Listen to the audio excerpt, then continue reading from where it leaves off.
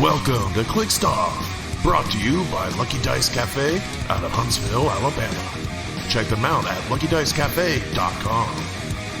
And now for your hosts, Daniel Powell, Jason Alvey, and Tylor Speeds.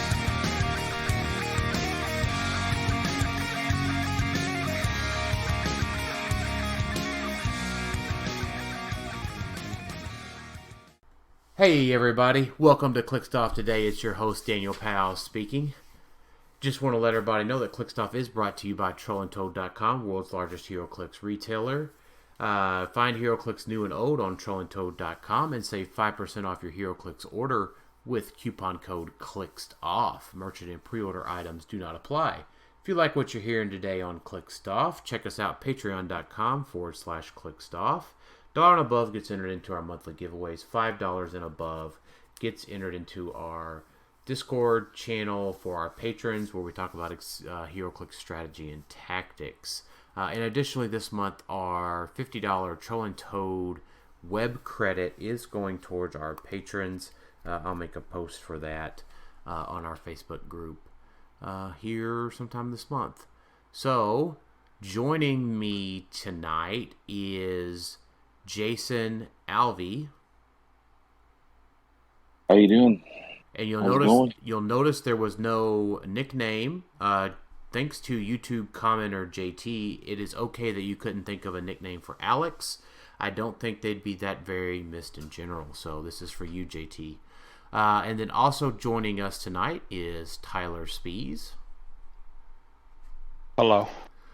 And our special guest tonight is returning guest Jay Solomon.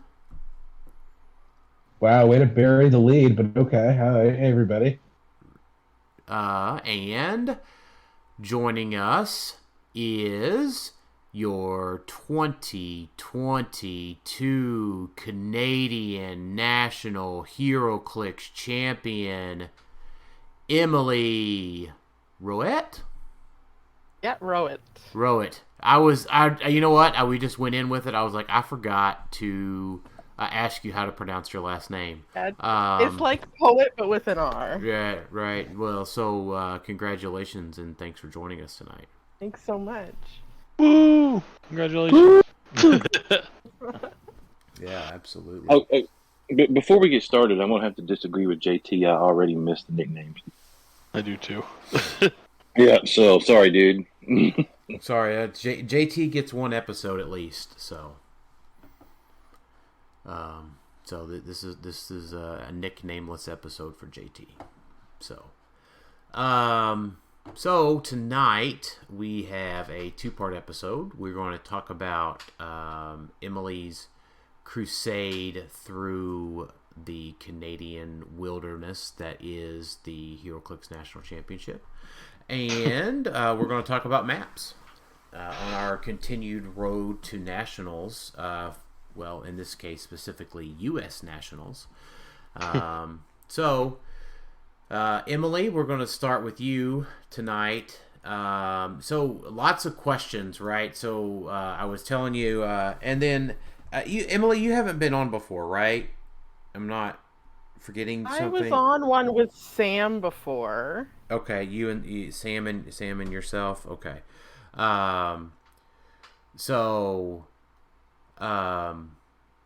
if you remember or may not remember, Scott Porter has defeated Mr. Chomps. Yes, I heard that episode. Right. So unfortunately, Mr. Chomps is retired from wrestling now. So. But I did call down to the swamp today, and he did want to send his hearty congratulations on your win, and his northern cousin might be there next year for you. So that is uncharacteristically nice of Mr. Chomps. Scott did a number on him, so. Okay, retirement's mellowed him out a little bit. Right, yeah, it's a lot more moonshine and grape soda these days, and a lot less getting in the ring. Fair. I don't know if grape soda tastes good with moonshine. That was just the first mixer that came into my brain. So we'll set the stage here. Canadian National Championship happened this past weekend. 16 players entered the main dance. So that ended up being, what did y'all do? 3 rounds and then top 8? Yeah, 3 rounds, top 8. Right, and then so you exited the tourney being undefeated. I sure did. Oh, wow. Right. Nice. So, I didn't know that. So I personally, like, a win's a win, right? The win's always good. But to me, it's like if you can win the Super Bowl and have a perfect season and go 16-0, I think that's like so much cooler, right? So I think anytime there's a national or world championship where the winner has gone undefeated, it's like just an extra like level of sparkle added to it. Yep. So first of all, let's talk about tell us what you played and kind of why you played it. So I initially was having a whole lot of love for Vision Prime, and I really wanted to make it work. And after a few playtest games, I realized that there's just too much outwit in the field, and it wasn't gonna get me far. So I was really confused and undecided of what I wanted to do. And Jay's like, "Why don't you try out the Cosmic Thanos team I built?" And so I watched him play a game. I watched you play some games in the Bradcast events because I watch your streams. And I was like, okay, you know what? I'm going to give it a shot. And then after playing it a couple times, I'm like, yeah, okay, I'm going to try this even though it's completely opposite to my usual play style. Let's get out of the box a little bit, try something new, and go for it. So What is your usual normal play style? Yeah, what's your usual play style? Yeah. I'm very much an alpha strike, get in your face, hit you, be actively engaged the whole time. Like I was the big vulture player forever. I was the Sam Cap Shredder combo player, and those were my, teams that I had won with and stuff. So that's more my style. So to be staying back a little bit more and protecting a little bit more and waiting for perfect moments to align to do my thing is very not like me. Yeah, and Thanos is very much they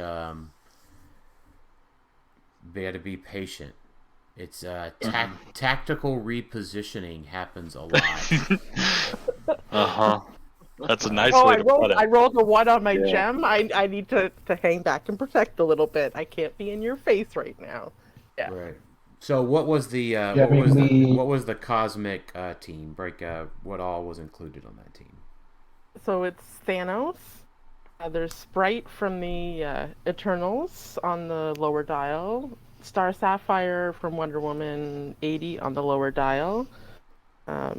Molecule Man, Collector with a cloak, and I had Aunt Petunia's map bonus. To clarify, it's rare versions of both Sprite and Star Sapphire. Thanks, Jay. And just I think the other small clarification would be is that this is pre-errata Thanos and Molecule Man. Correct. The erratas didn't go into place until yesterday, so I got to play him at his full greatness. Yep. It was like one day off, right? Yeah.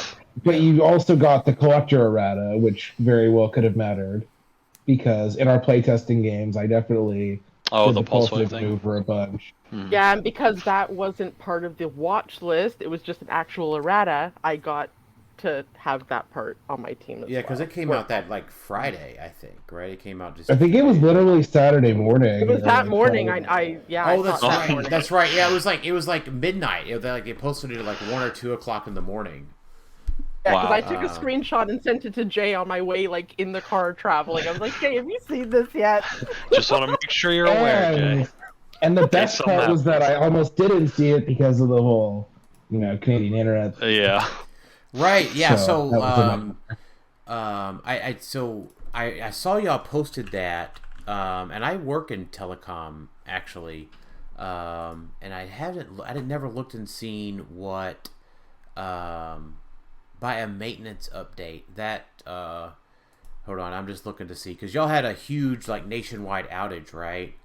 We did for one of our biggest. Yeah, we have Right. two major suppliers, and one of them was completely out, and it affected like being able to dial 911 and like using your debit Jeez. card, and like it was crazy. Right. So Yeah, I mean, it would be basically if like Verizon just went down, it would be chaos. Right. Yeah. So their statement says we now believe we narrowed the cause to a network system failure following a maintenance update in our core network, which caused some of our routers to malfunction early Friday morning.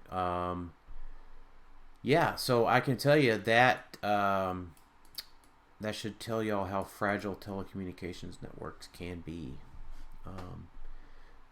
Basically, Or how ill-prepared that company is. no, because this happens a lot. I don't know if that happens a lot. Yeah, it does. You just sometimes you don't notice it. Okay. But that is a common reason in the press releases because Just maybe not to this scale, probably. maybe not to that scale, but that was a pretty huge one. So that was probably like one of their core routers in like Toronto or something, or the eastern, the one that's maybe Ottawa even, because that's where the core data centers are for Canada, in that part of Canada. Sorry, a little too technical, but it is interesting that how much telecommunications could have affected Jay seeing a rules update. Yeah, Sure. So the only reason I saw it is because I was at our friend's place who had Wi-Fi. If they had not had Wi-Fi, like when I woke up on Friday morning, I didn't have cell phone reception. I couldn't call 911 if I needed it. I didn't have my Wi-Fi. I didn't have anything. So, yeah, it was a very good thing that Emily barely managed to see the errata. Right. Yeah, that's just crazy. Somebody was up early in the morning. They must have been like the way I pictured in my brain is that whoever does the posting, like went to bed, like they went to Texas Roadhouse Friday night, had a huge supper, and they were like, "Oh, I gotta go home and take a nap. I had a margarita." And then they wake up and they're like, "Oh shit, Canadian Nat starts in the morning," and they're like, "I gotta post these erratas real quick." You also notice I had 4 rules questions pending too that morning. Right. Yeah, so they're like, "Oh, I'm so full of rolls and butter though." So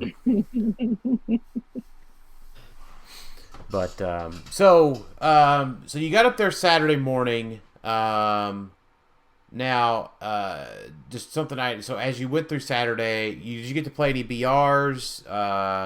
Did you play in the qualifiers for practice? How did your Saturday look, Emily? Yeah, so Saturday I carpooled with Tom and Mike, which was awesome. They picked me up at like 6:30 in the morning, and it was great because we didn't have to worry about getting there for the very first early qualifier because all 3 of us already had a qualification from winning WKOs in 2019, and they were honoring anybody who still had unclaimed seats, unused seats from 2019. So the 3 of us were already qualified, but they allowed those with qualifications to play in any qualifiers for practice. So that's what we did. We all played in those qualifiers, and if any of us placed high enough, we wouldn't be taking a seat away from anybody else, and it would just get passed down until there were no more seats to take. So we played so they started with a sealed qualifier, which is why we weren't worried about getting there. So not first thing in the morning, because we weren't going to bother to play that sealed. And then we all played in the constructed qualifier, and then they were doing another sealed, and by then everybody who was there was able to get their seats, so we didn't even bother with the last qualifier, and we just played BRs in the afternoon. So I did get a couple of BRs in, which was nice. How'd you do in the qualifiers? So I went into the qualifier. So another little thing about me is that I am very much I need to see it and on the map. I don't 100% fully get what something can do or a combination of things can do just by looking at the cards. I really need to like practice the heck out of stuff and see what things can do. So that was my main reason for wanting to play in that qualifier. And I went 1 and 2 in that qualifier and got my butt handed to me. Sure. But it was really good. I did because so what I did is I wasn't as defensive as I needed to be, and I went out and I wanted to see what people were doing because the teams that I was facing was stuff that I hadn't yet practiced against. So I wanted them to do to me what they wanted to do to me. And but it really helped cement in my brain that I needed to be more defensive on the next day. So it did for me what I needed it to do, even though it kind of deflated me a bit. And it was like, oh my god, am I making the right decision? I went 1 and 2. Sure. Yeah, that's true. You always learn more from a loss than a win. So. Absolutely. Yep. Yeah, but I was okay with that, as I said, because I was already qualified and I knew I was going to playing the next day anyways. I told Emily I wanted her to lose at least 1 game. Okay. Well, you got your wish. Cool. Right. So, I guess this is just a random question. It's probably one for Jay, actually. In all of the sealeds that y'all did, and then in any of the BRs, did y'all use Disney Plus? We did. We had a discussion about what we were going to do if a God Pack was pulled. And was a God Pack pulled? It was not. We decided that we were not going to do any house rules because this is a nationals level event, and WizKids didn't tell us otherwise, so we were going to play things by the rules, but no. Yeah. I mean, the first sealed qualifier was won by a high priority piece because it was won by the player that got, I think it was Vision Prime at 200, Heist Nebula, and then probably, I think the 30-point Vision Common for Pillar. Yeah, he had a robot themed team. Yeah. Nice. I'm pretty sure it was that Vision. Nice. So. Yeah. But yeah, so like whenever World's Finest came out, I mean, the only precedent was that I saw was that if there was a BR or 2 where a God Pack was pulled at Origins that year, and just everybody got to play with like Wonder Woman and Shazam and Green Lantern, and that's just what that BR was. And then the BR had its prizing and a God Pack. Yeah, that was a good year. That was fun. Right. So that was the only the precedent is that it's just a booster, right? That's how it's been handled in the past. So I mean, at the end of the day, it doesn't actually matter that one person is going to definitely place first because it's a qualifier. Like, yeah, somebody's going to definitely get their qualification if they pulled out that pack, but it's not like the fact that they're literally going to place first is a problem. So right, there wasn't really a reason to do anything about it. Right. Speaking of, even though it didn't come up anyway. BRs, Jade, can you remember what was? So I wasn't playing Disney Plus BRs. I was playing Wonder Woman 80 BRs because I own most of the set for Disney Plus, and I'm missing more Wonder Woman stuff. So I thought I would play Wonder Woman ones, and I had a pretty crazy booster in that one BR that we played, Jay, with you, me, Joe. My booster that I had a Chase, a Prime, and Rare Giganta. Yeah, you had Giganta, Hal Jordan, Sinestro, Chase, and Tylor Prime, I believe. That was a crazy booster. Dang. Yeah. Wow, Chase and Prime in one booster. Not bad. Yeah, I dig that. So we enter into Sunday, and so we can talk a little bit about each of your rounds a little bit. But before we get into that, let's go ahead and answer McConnell Lamar's question.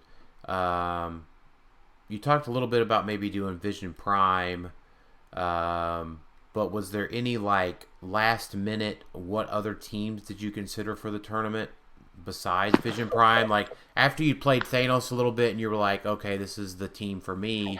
Was any other like team composition like maybe making a spot, or were you like definitely Thanos? No, I was definitely Thanos because with as I was saying, with how I learn and how I whatever, like I need to practice one thing. Like I don't do well switching between stuff, so it was once I was on the one thing and I was knowing it and I was doing well with it, that was it. Makes sense. I appreciate that.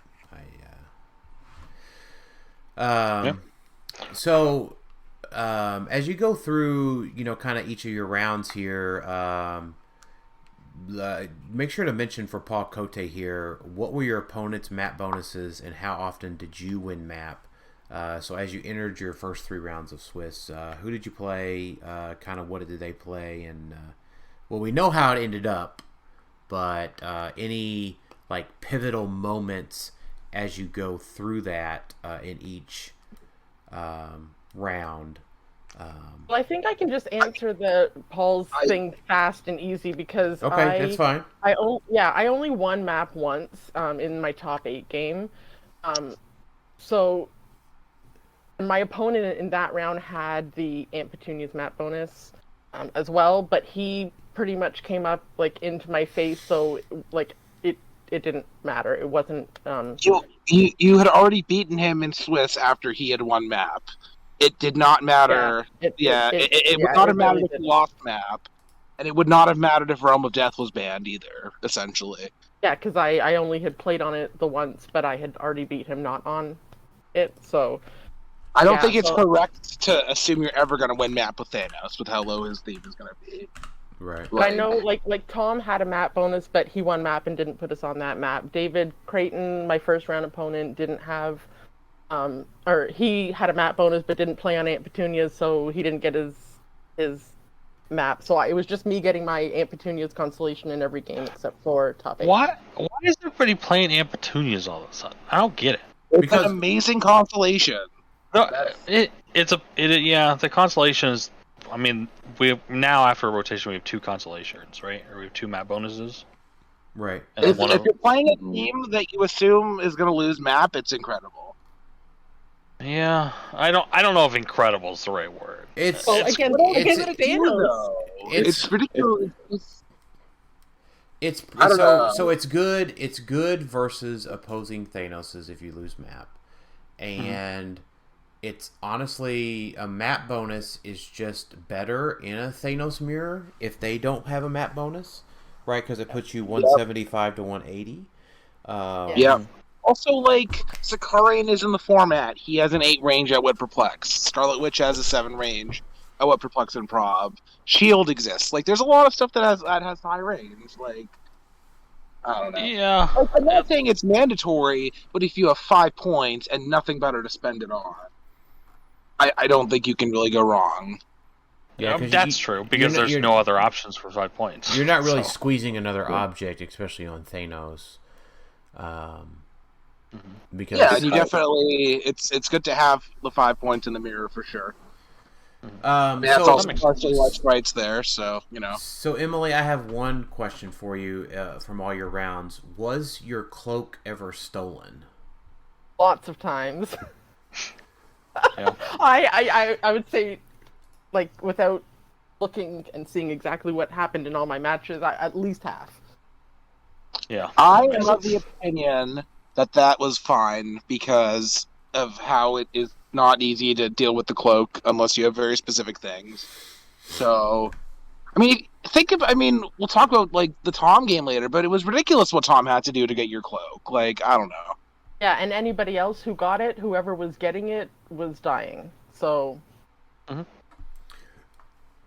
Yeah, I think that makes a lot more sense with pre-errata Thanos. Yeah. So round 1.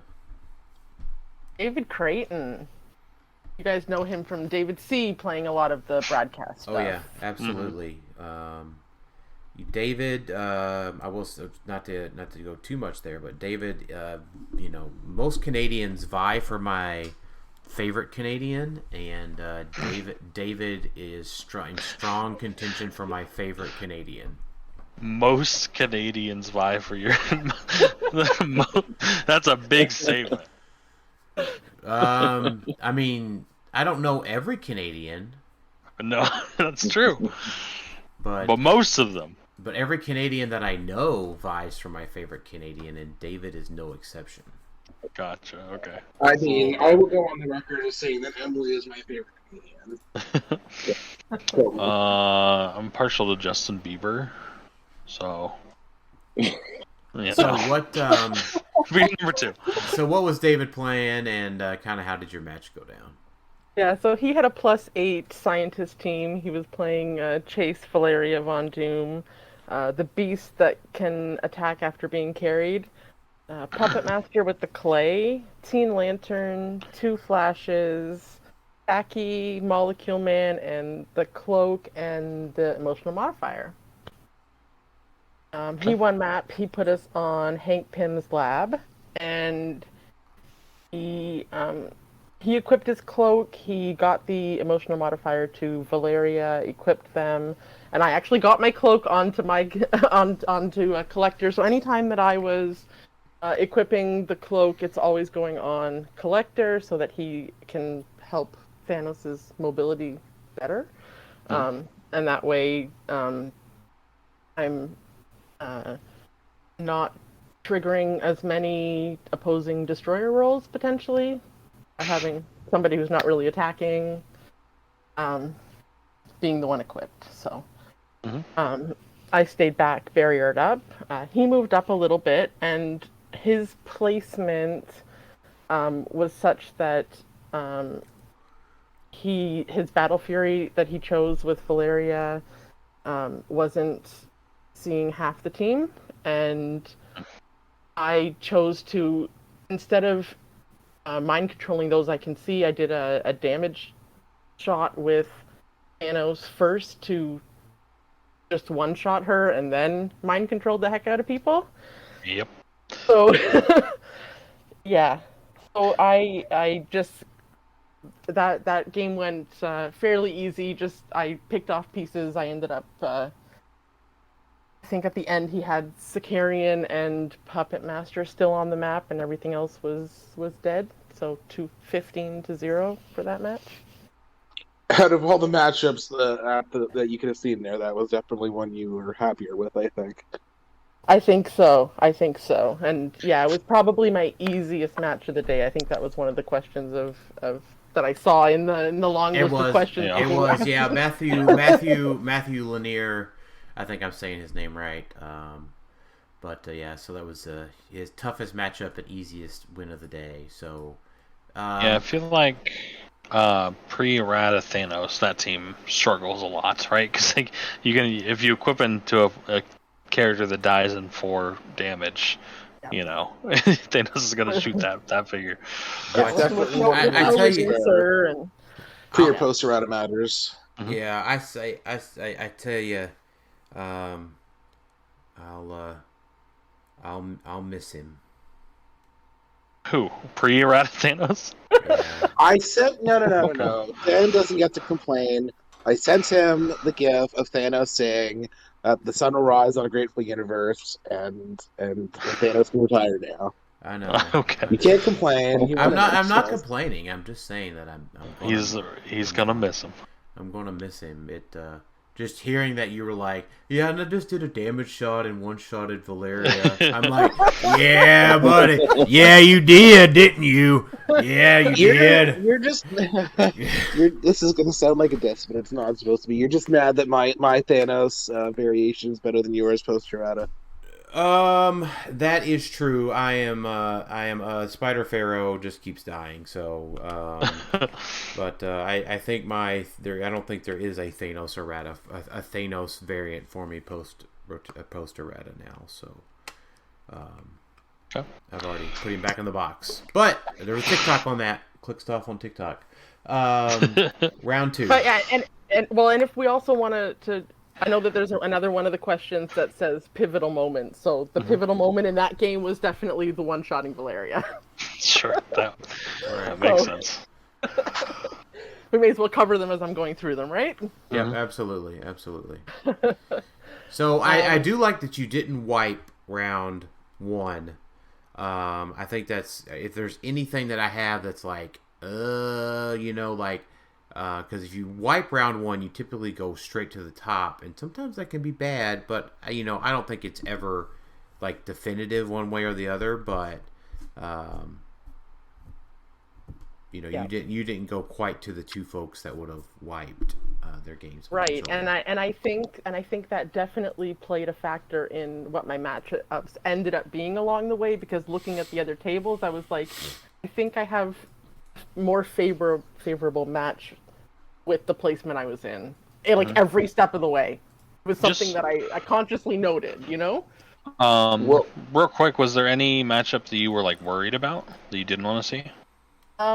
So there was one other Thanos, and other than doing one practice game with Jay against the Thanos, I hadn't played a mirror with a different variation, which the other Thanos player had a different variation. So I was a little nervous having to face him, but I didn't end up having to come across him.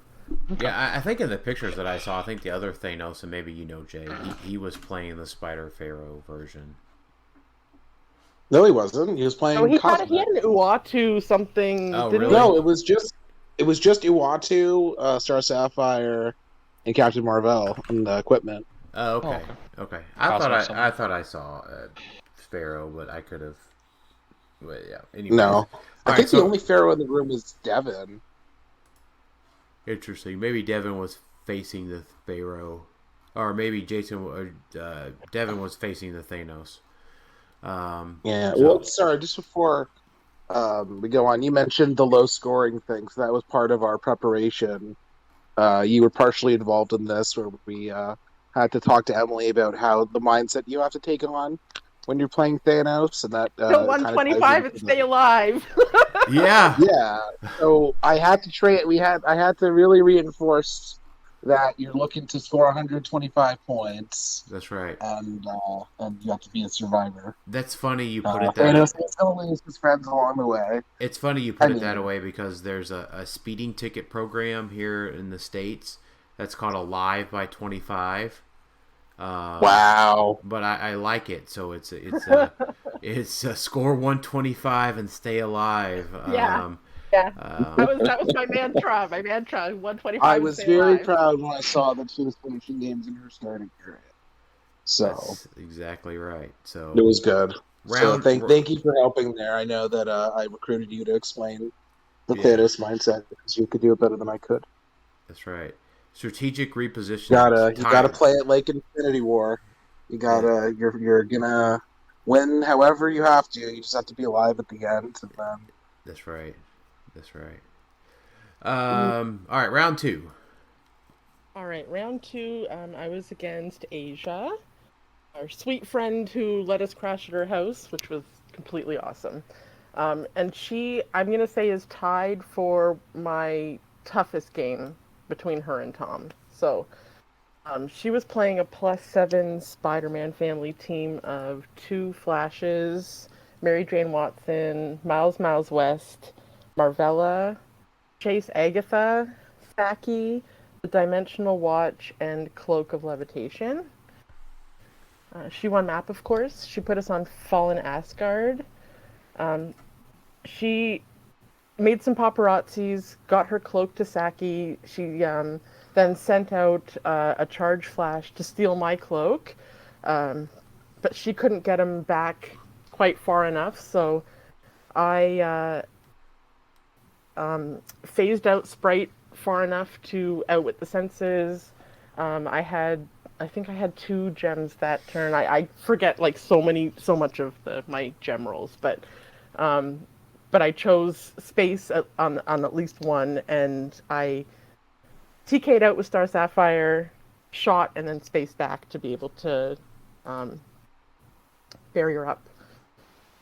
Then she was a little bit scared at that point and just kind of barriered up to be able to clear tokens and be able to come at me fresh, kind of thing. I the next turn just stayed back because I'm now up on points, barriered up. But I made a pivotal mistake here where I didn't phase back Sprite, and the next turn she came out with Saki to PK'd him up, charge flurried. I didn't get either rollout, and then now she's up 40 to my 30. So, yeah. So and then my next turn, I had really crappy gem rolls. I only had a 1, and I now have Saki in the middle of the board with everybody else so far back that 1 gem isn't going to do me any good. So I barriered up again, and she decided to break a barrier and TK up Agatha, who she had shoot Thanos for some reason instead of trying to get one of my little guys. I know that she said that she hadn't practiced a lot of the team and that she was going in very unprepared. And that's why I say she is tied for one of my scariest matchups, because if she had done any prep work, it would have been a much scarier match, because she's a fantastic player. So my pivotal moment in this game is that now that Agatha's up there, I mind control Saki. Saki punches her. She doesn't get her rollouts. I'm able to finish her off because, again, she doesn't get shape change. I'm now up 130 to her 40, and then a few minutes later, time was called. So, like, if she had got any of those rollouts, that was a very different game. Sure. Asia is not a player that I would have wanted to sat down across from either. I mean, she's beaten you before, so like, I realized that I won a WKO in Ottawa in 2019, and she was my final table opponent. Yeah. You were a top 4 opponent, so yeah. I don't think there were any players there that I would dismiss. I would say for sure. Yeah.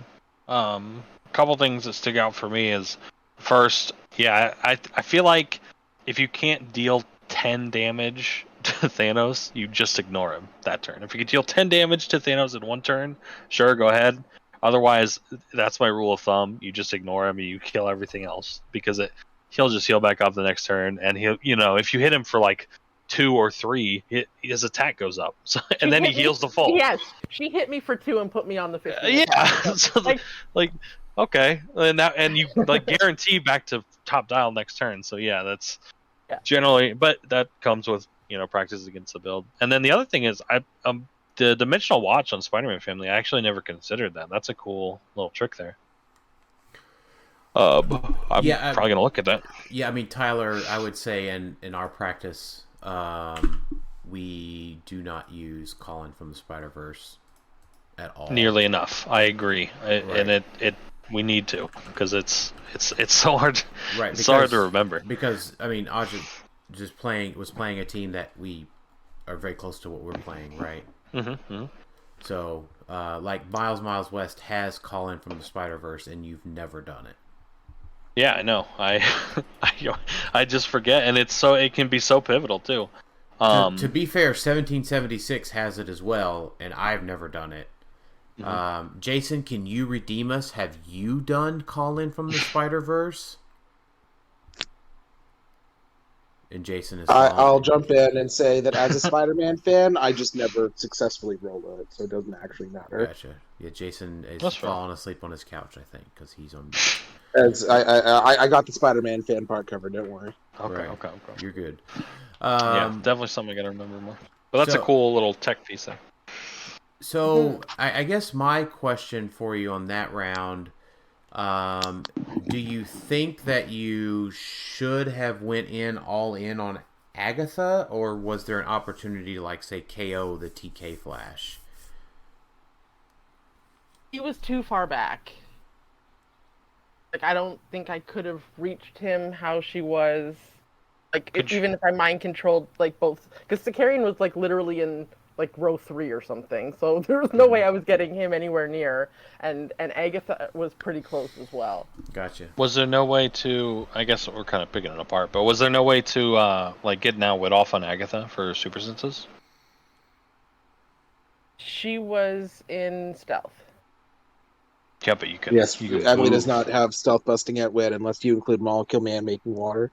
Well, all outwit is stealth busting outwit if you move adjacent to her, but maybe it didn't make sense. Gotcha. Nope, that makes sense. So you go into the final round of Swiss. You're sitting pretty good, actually, at this point. Given because win or lose, I'm making the cut at this point. That's so right. That's right. It was a very relaxed.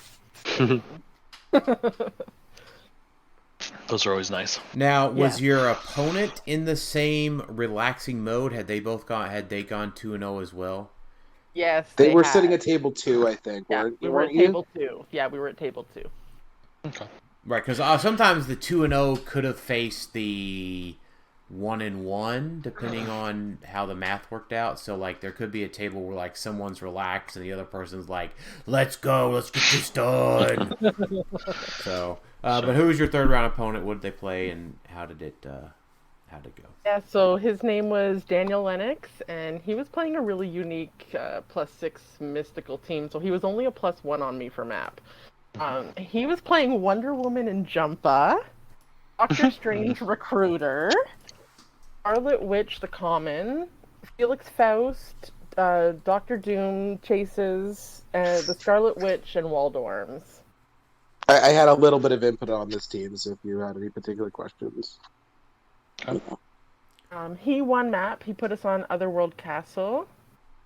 So I had to be careful of who I was KOing so that he couldn't bring out what's-her-face to switch. I can never remember her name. Jubilee, yeah. That's it. So he switched out Doctor Doom to Lord Doom and equipped the Waldorms to him. And also on that turn, he phased up Doctor Strange onto a bit of that Elevation 2. Lord Doom? He switched Doctor Doom to Lord Doom, and then he equipped the Lord Doom, and then phased Doctor Strange onto Elevation 2. Huh. So Doctor Strange is now broken first turn immunity. So I equip Collector, and I decide to space out with Thanos and shoot Doctor Strange for 4 damage to... I knew I couldn't mind control him to go back to do anything because everybody else had first turn immunity, but I decided to still hurt him and figure I've never actually faced anybody playing Recruiter before, and I was like, I don't want to deal with this. I'm just gonna have him be the first thing to go. So so I shot him for 4. I was up on Elevation 3. He was way too far away to either see me and because of the map bonus to be able to do anything about it. Then he flew up with Scarlet Witch with Felix Faust to shoot Thanos, and I ended up then mind controlling the 2 of them, and I had Felix Faust, and I successfully had them both under my control. They both missed their senses, and I sent Felix Faust back to finish off Doctor Strange, which I successfully did, and then I had Scarlet Witch go after Felix Faust, but he got his senses that time. Then he came forward with everybody, so then I spaced back to be more with my protective guys, and was able to take out 1 or 2 small pieces. He was able to get my Scarlet Witch at one point. I think he did a jump, a retal to... Your Sprite, you mean, not Scarlet Witch. No, he didn't. He didn't get Sprite. He only got 25 points. But you said Star Sapphire. Star Sapphire. Oh, yeah, right. Sorry. Star Sapphire. Yeah. Sapphire. That's the word. That's the word. I mix up the people all the time. Sure. Yeah. But yeah, he came in after I did some damage with a jump retal to try and not that he could knock back anybody because of how my barrier was placed, but then she was there to KO the Star Sapphire, or to be there, but the KO was actually with his Scarlet Witch, and then I outwitted Jumpa's defense and KO'd her with, I don't remember if it was Collector or Molecule Man, but one of them took her out, and then time was called 105 to 25 for me, and I was 3-0. Nice. So I'm asking you a question you can't answer. Probably. Dan's still stuck on the Lord Doom, I'm sure. I am stuck on the Lord Doom. do we have any idea why he switched to Lord Doom over, say, like Doom 67 or Sorcerer Supreme? Or even Maybe Jay has some thought into that because he was helping I honestly a little bit. So I could not tell you. Maybe Jay makes maybe no the claim on thought that was to decision. deal with barrier. I don't know. I don't have any insight. I don't could know. have- Like, so let me ask this, Emily, and you may know. Before he switched his Doom out, did he at least roll the dice for the Doctor Doom? he did, because I made a point of remembering the rule when I won map in the top 8 because we had a rematch in top 8. Okay. And where I did win map, and I said to him, okay, I won map, so I'm choosing, you're either rolling the dice and keeping them or you're swapping. So I remembered the things. Right. Yep. Perfect. So that gives us a little spoiler into your top 8 match. Mm-hmm. So you won map, Realm of Death, I assume? Realm of Death. Was it pretty... I mean, because, like, if I look at his team, it doesn't have a lot of reach. Maybe that Scarlet Witch has TK, I think, right? The common one. Yes. But other than that, there's not a terrible amount of reach on that team, unfortunately. Right. Lord Doom might help on that map, though. Which he did. He did switch to Lord Doom, Yeah. and he said for funsies, I'm just going to roll the dice to see what I would have had. I said, yeah, of course, go for it. But I think he rolled a 1 and a 5 or something. But yeah, but I was so proud of myself for remembering the things and saying, yes, you need to swap or choose. First, Like, yep. but yeah, he did pick Lord Doom again. So I started my turn by putting up. He picked the more open side where he could TK up, of course, and I put barrier against that wall in my starting area, so he had to go through 2 things in order to even get to me, if he could get that far. So he equips Lord Doom with the Waldo arms, and then he literally just makes himself a path right through all of it, perplexed up his move, and as he's counting squares and getting to the front, he's like, oh man, I miscounted, and like he literally couldn't get through that last piece of barrier. Wow. So he was kind of stuck there right in front of me. I would, if he had asked can I go a different way, I would have totally let him, but he was like, nope, I'm sticking to my decision. Sure. He's like, I know, he's like, I know you're gonna get this again. He's like, you just beat me easily, like you're gonna get this again. He's like, I just want to try and disrupt you as much as I can. So he moved Scarlet Witch and Felix Faust like right up in my face, and this time he kept the Doctor Strange Recruiter way in the back. Yeah. And I got to learn what Recruiter did, and so this is the game where I pulled out my notebook and paper so that I could keep track of points, so I knew what I was getting as it was happening, because it's harder to tell when he's bringing stuff on the map with Recruiter. So right. So what I did is I mind controlled Lord Doom, and I want to say Scarlet Witch. I had Scarlet Witch try and punch Felix to take him out. I want to say I didn't get him, but I can't remember. And then for Lord Doom, I decided to play a little bit risky. I was like, because Felix Faust is still there, I said I'm gonna chance with an outwit, even though it's gonna roll and it might hurt me, but I'm gonna try. So what I did is I didn't have Lord Doom attack anybody, and I used his moving through walls to bring him to me, and put him right in front of Thanos next to Molecule Man, had Molecule Man outwit his defense. Doesn't Felix Faust roll a 1 and I get to use outwit again? I believe that is what happened, yes. Yes, that is totally what happened. So I punched with 4 for Thanos, and then I chanced the outwit, the second outwit with Molecule Man. Faust rolled a 3, so nothing happened, and I was able to use the outwit to outwit the defense, then Molecule Man finished him off. I think, or Star Sapphire sidestepped and punched. I don't remember. One of them finished him off. Yeah. So I love that. I love with the collector version that like Molecule Man is finishing people off. Yes.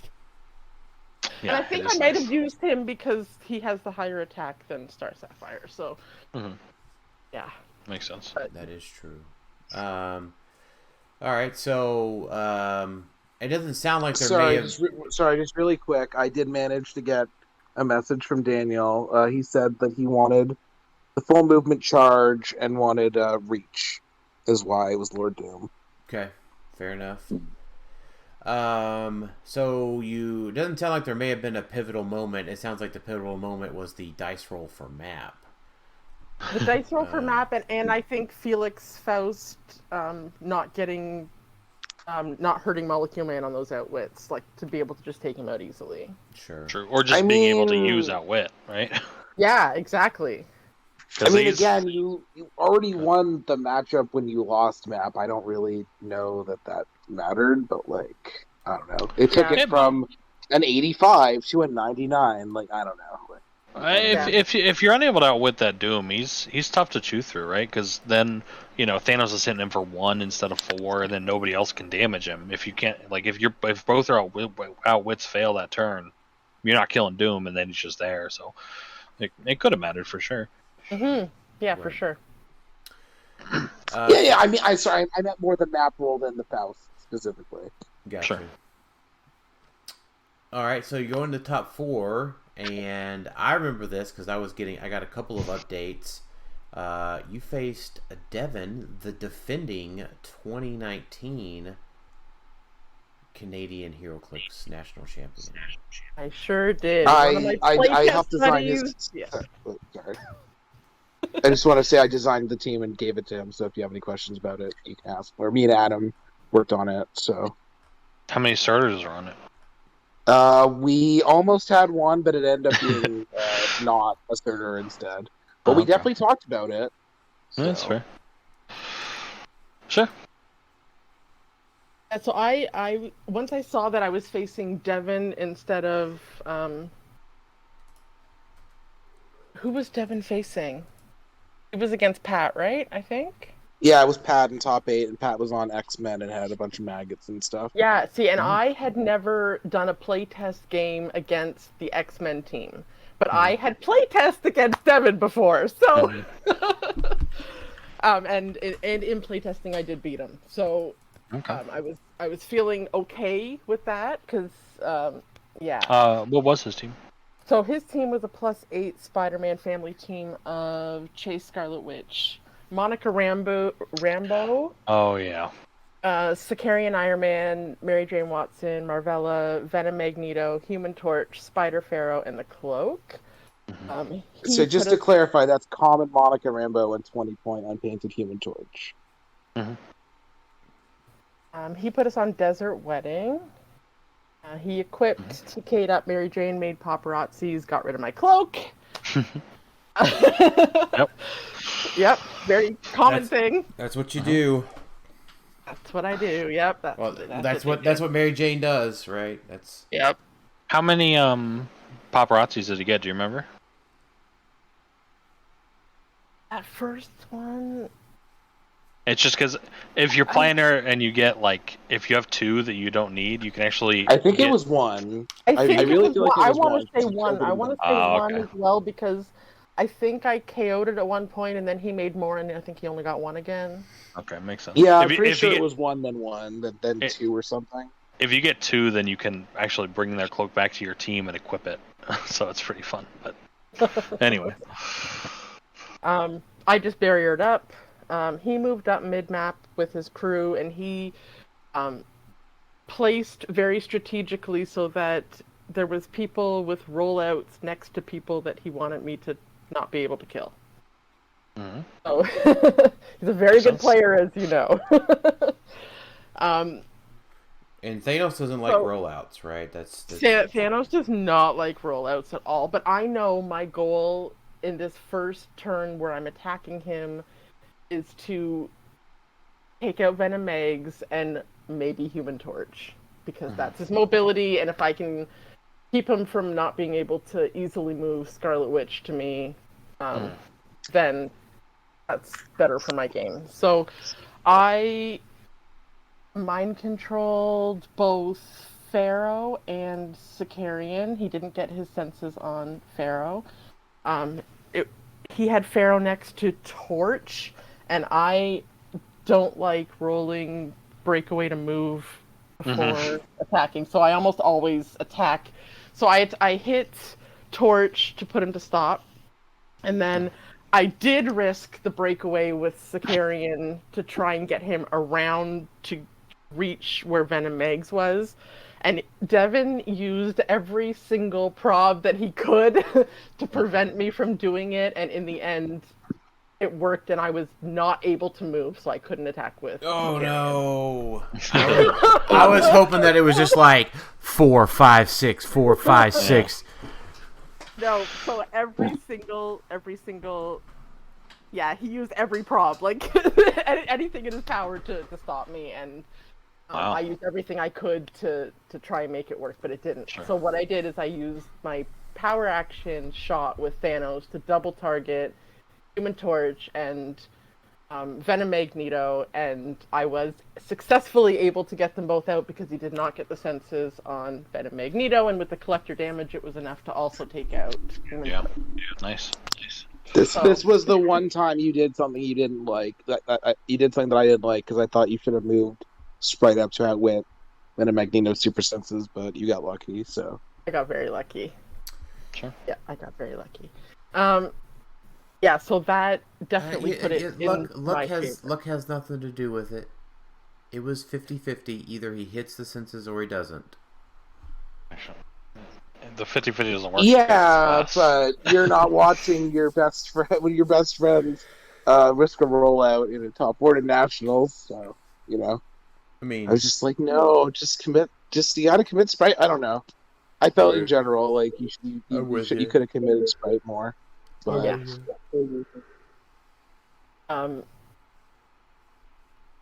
Yeah, so I got the 2 of them, and then he came up with, I believe, Sicarian, and was able to get Star Sapphire, which gave me a destroyer roll, and I was successful with it. I also got a destroyer on the map. No. It gave you a destroyer roll that the active judge had to remind me of.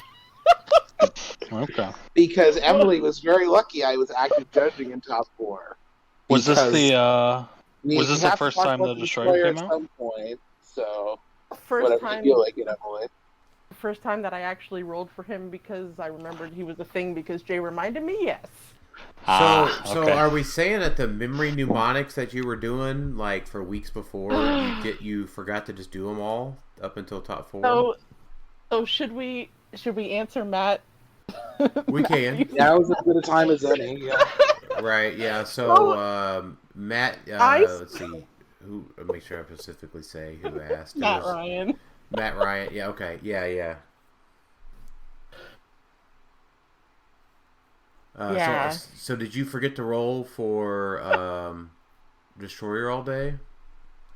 Yeah, and you know what? And it was a thing, like, in every single playtest, it's like, I need to remember Destroyer. I need to remember Destroyer. It's not optional. I should be remembering this. I need to remember Destroyer. So I literally had friends messaging me the word Destroyer, like, every single day, a few times a day. Sam did, Josh did, Jay did. Everybody was messaging me Destroyer. Jay changed his name in Facebook Messenger to be Destroyer, so every time he messaged me, I would see the word Destroyer. Matt actually bought me a really big green die, and you may see it on some of the tables of the pictures that I'm in of matches being played, so that I could have this massive foam green die on the table to try and remember Destroyer, as well as I made a picture of Destroyer, the wallpaper, on my phone, so I was constantly seeing it. And in the car, traveling to the event in the morning, Tom puts on a song in the car that's called Destroyer. Like, everybody was trying to help me. You didn't tell me that? What? What? Everybody was trying to help me, and for the life of me, I could not remember. Yeah, don't feel too bad.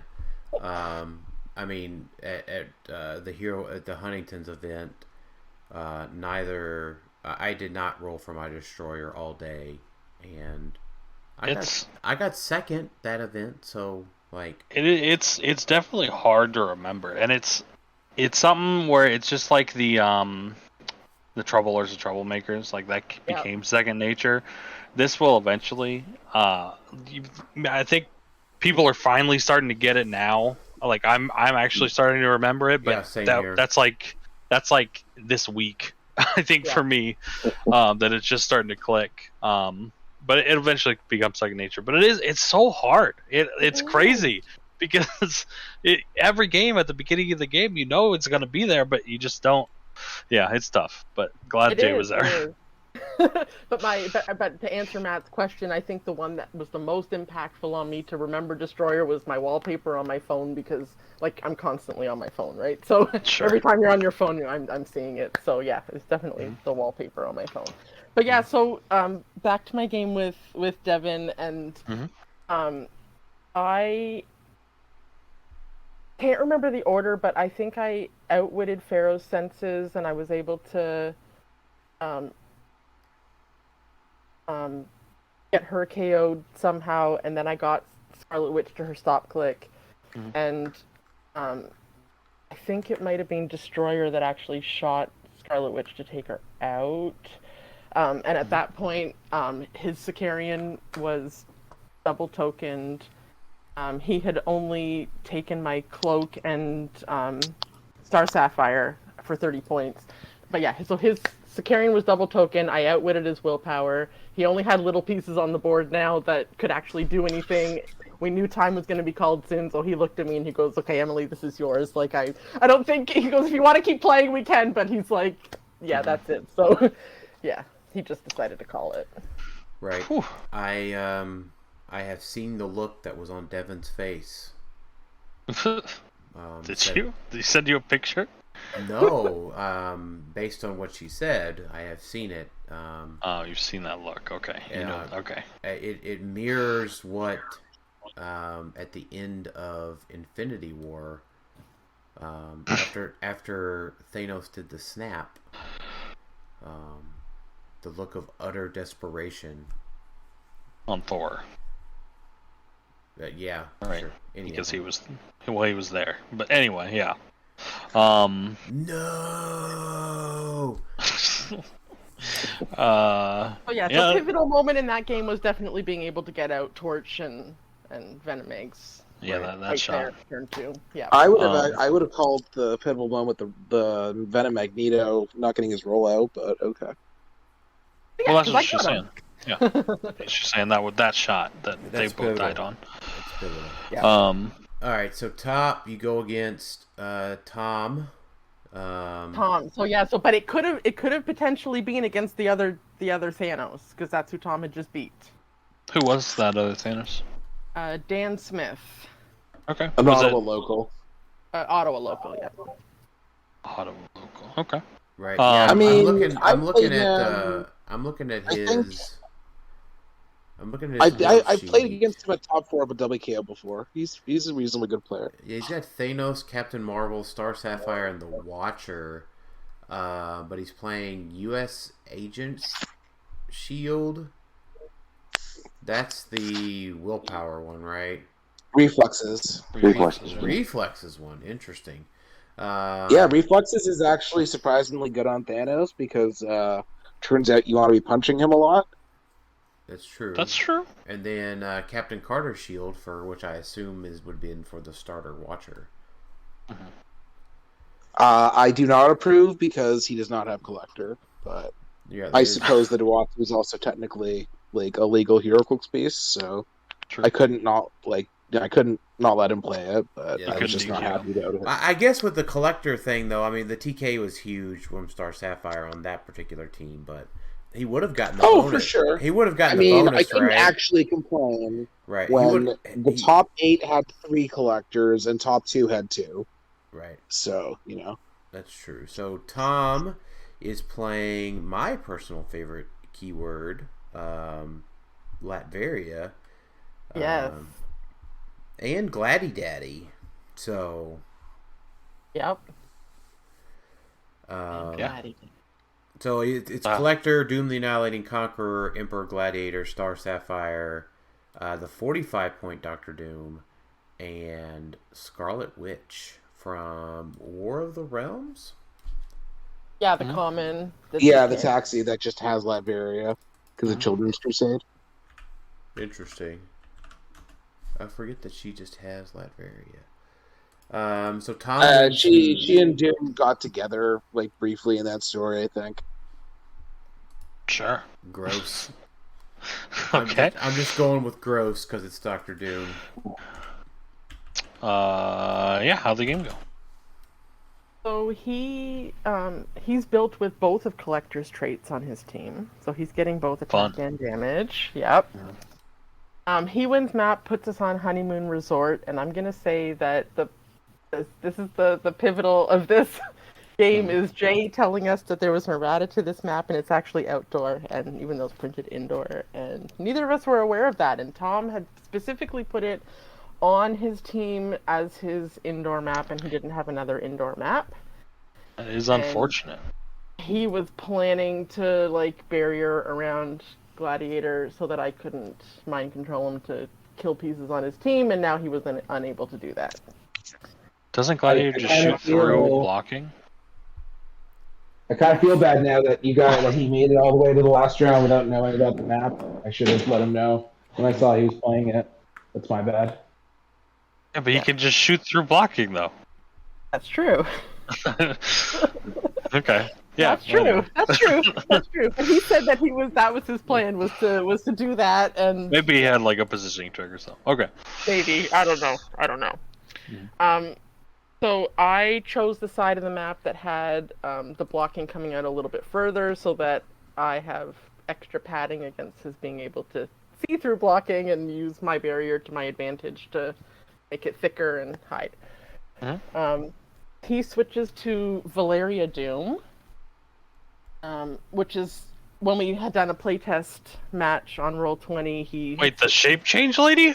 Yeah, the shape change one.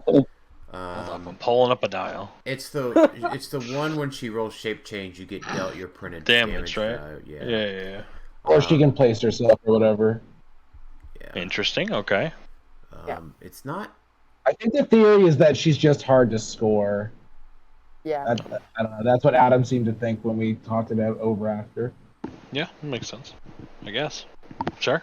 I Well, can't say. And like in our playtest game, which he didn't do this time, but in our playtest game, he always kept Valeria right next to Doom, and actually he had stolen my cloak and equipped it to Valeria to also give her plasticity, so that if I mind controlled, I would have no choice but to try and go for her with her 50-50 rollout and not be able to attack anybody else because he wouldn't keep anybody else near. But he didn't do that this time. He just kind of kept them apart. And I knew from our playtest, though, that I needed to get rid of that uncommon Dr. Doom with the enhancement. He needed to go. So he was my goal, my first goal. And but I started with not getting good gem rolls, so I chose time, barrier, and stayed back. I forgot to say that he also stole my cloak. He PK'd up, perplexed up movement on Gladiator, who got to my cloak, also got back, and then he sidestepped with his Star Sapphire to TK him right back, so he did like a full move thing to be So really far away. that's what I was saying before about the cloak still being fine. Because think about that was his whole turn to not even get to blow it up. Like, I don't know. Yeah, because on his second turn he took a costed action to blow it up. Break it. Yeah. Yeah, and then again, bad gem rolls. I stay back, and he makes this comment of like, I could just stay back here. I have 5 points. You kind of need to come to me. And he's like, but I don't want to play that way. So he moves up. Sure. He shoots through a barrier to take out my Star Sapphire, just completely demolishing her. His exact words were something like he would rather lose in style, I think. Yeah. Okay. That's Tom. Sure. I wanted to try to get a message to Tom to tell him that he needed a dice cup. A dice tray that he could throw his dice in as hard as he could. Why? Just because that's what Tom and I did in 2018. We when we rolled our dice, we literally were like almost throwing them at each other with such passion. So I was like, somebody needs to tell Tom that he needs to like put some passion into his dice. Okay. But it was against Emily, so maybe he wasn't such knife to throat. We actually hugged like before the game started. We hugged after the game. Like it was just, yeah, it was fantastic. This was probably the most fun final game you're ever gonna see for a major title. That's right. Cool. So you're down 30-0 at this point. Yes. So he's now close enough to me that I can just mind control right from where I am, and I mind control. I think it was Dr. Doom and Gladiator. I had Dr. Doom take out a Doombot that he was able to generate, and then Gladiator took out Dr. Doom. Yep. It's not a bad matchup for your final game of a major tournament. Not gonna lie. I would say that Gladiator's probably his biggest weakness is mind control. I would say. Yeah. And then I also took a costed action with Thanos to take out one of the TKers as well that turn. I barriered up. He also ended up getting my collector. I can't remember exactly what happened with how he got the collector, but he did end up getting my collector. And it was basically the rest of the game was basically me picking soul when I needed to heal up, because I eventually needed to be going after Valeria, who kept dealing me feedback damage over and over and over, and it took forever to actually take her out. But Gladiator kept like picking off the little pieces, and like it ended up being a couple of the Shi'ar soldiers, and you were basically never losing that game though. Once you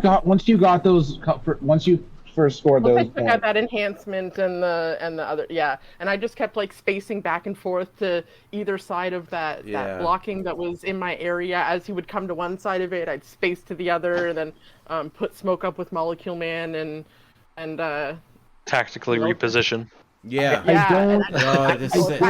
Emily, this sounds so amazing. It really does. I do not know why Tom would have created CR soldiers and Doombots, because that's 15 more points towards your goal of 125 and stay alive. So I ended up with a final score with everything that I had killed was 275-55 in the end. Jesus. Did he just have like he generated at least 2 Shi'ar soldiers and at least 2 Doombots, I think. Did he just have Emperor Gladiator left on the map? Yeah. No, there was it only Emperor, or was there one other little thing? I think he might have had 1 soldier. I think there might have been one. Yeah, I think there might have been one other little. One thing soldier, no flag on the map. Thanos on top click, like. Yeah. Sure. Yeah, like and even like when he knew that it was going to be me, he's like, we're playing this out. You're getting this win the way you deserve it. Like, let's just play this, and yeah.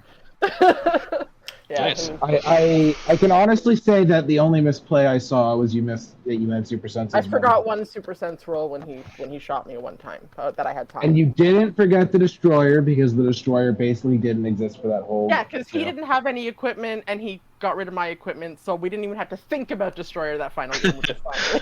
I think you flipped him over or whatever on the side. I did. I put him on his side. I was like, Destroyer, you're gone. Go away. One-on-one Thanos versus Gladiator. Gladiator can deal 2 damage a turn, and you can regen for free every turn. So, that was Emily's game to lose for sure. Mm-hmm. Right. Yeah, I love Gladiator, but Thanos is not his best. Not the matchup for him. Yeah. That's so you had to get through a field that included Tom and Devin. That's like right. That's not easy for anybody. No, for sure. She had to face them both. She ran into both of them. I've had to play my fair share of top 4s, one against Tom and one against Devin. I've done it twice in the same weekend. I've had weekends where Tom was top 4 and Devin was top 2, and then it was the reverse the next day. I do not envy you. Right. That was, yeah. So let's go through a couple of the other questions and related to the tournament.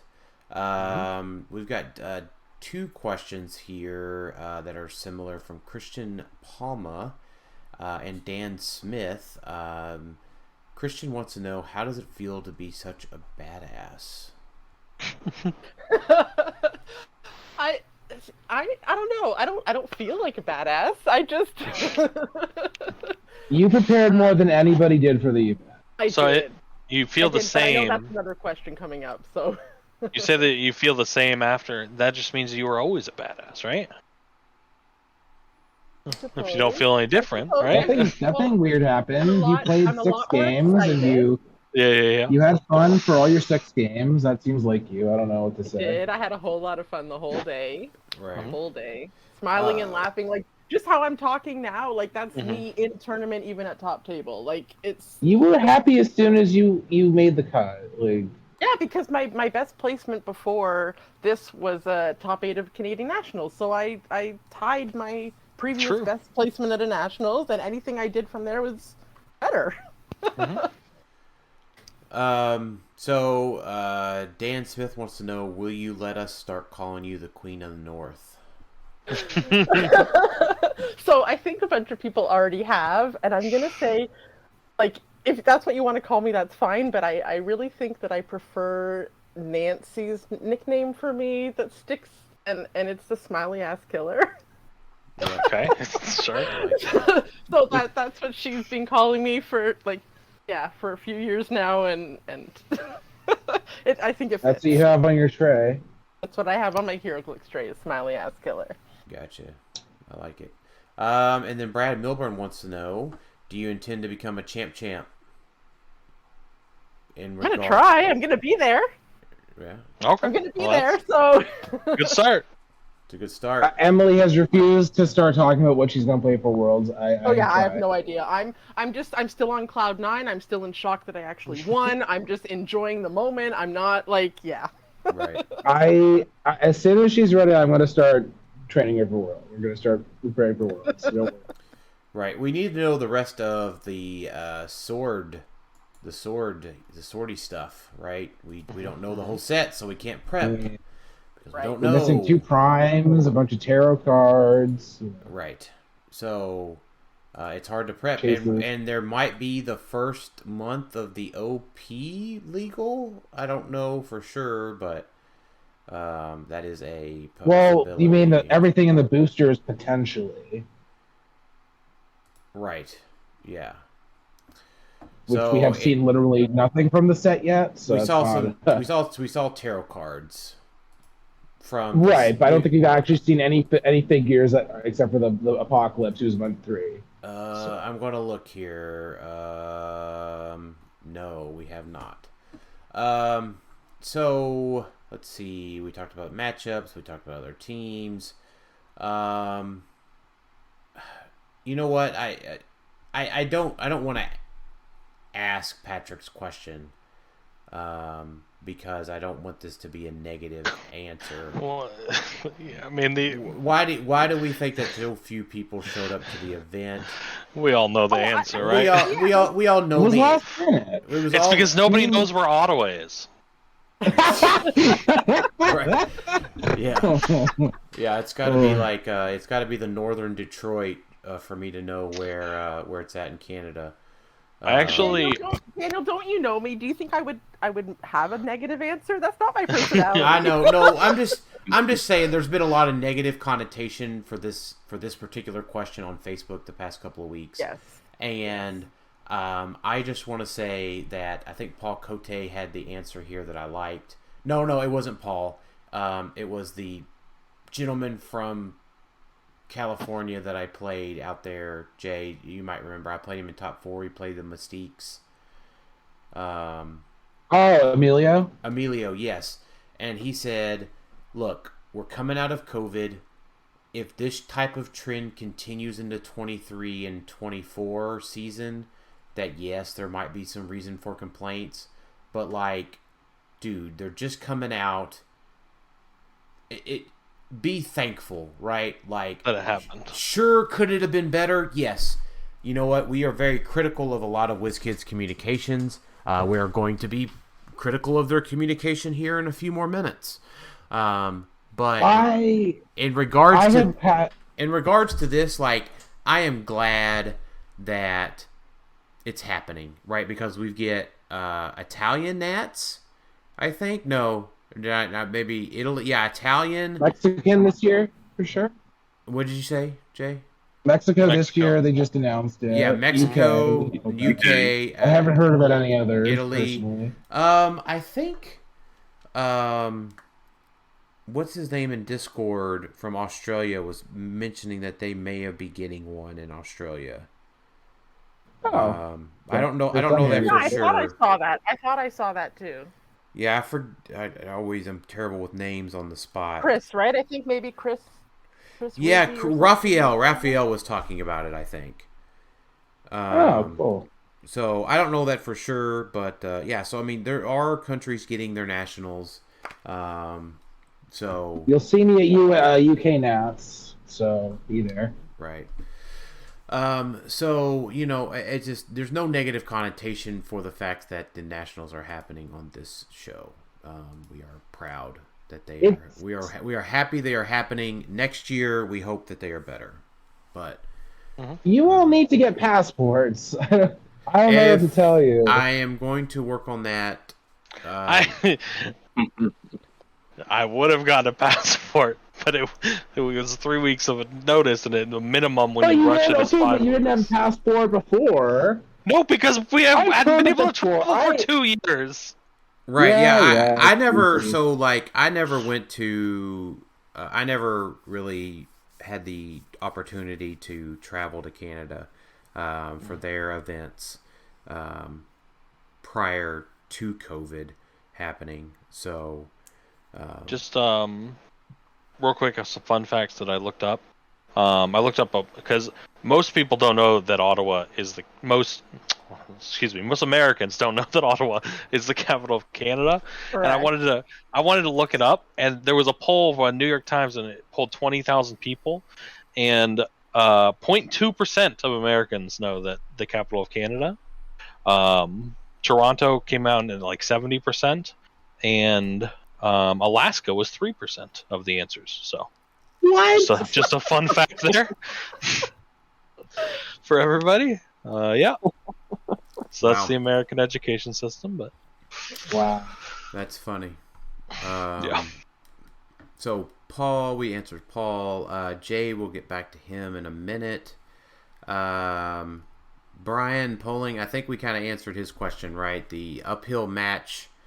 What were you going to call the one match that you felt was going to be uphill? I'm round 2 with Asia. Right. Exactly. So, Adam Cole, you know what? In regards to Adam's question here, we talked about this one particularly, Emily. What was your sideline, and what would you have altered it any? Oh yeah, so my sideline, I decided on Destroyer, and I put one of the Skrull Spies on my sideline. I didn't bother with any Sentinels. I was like, I'm not putting stuff on the board to give them so that I have to take more than 125 points. Sure. But I did put a Skrull Spy on the board just in case I faced a monster team to prevent a Deadpool from coming out. Sure.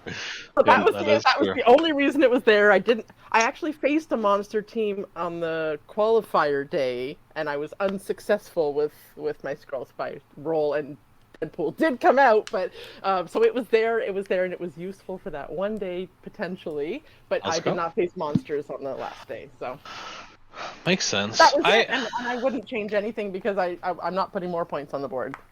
I feel like people underestimate the Sentinel, because like you don't have to bring him out. It is a May, but if you like let's say you get Alpha Striked and they just come over and attack you 3 times.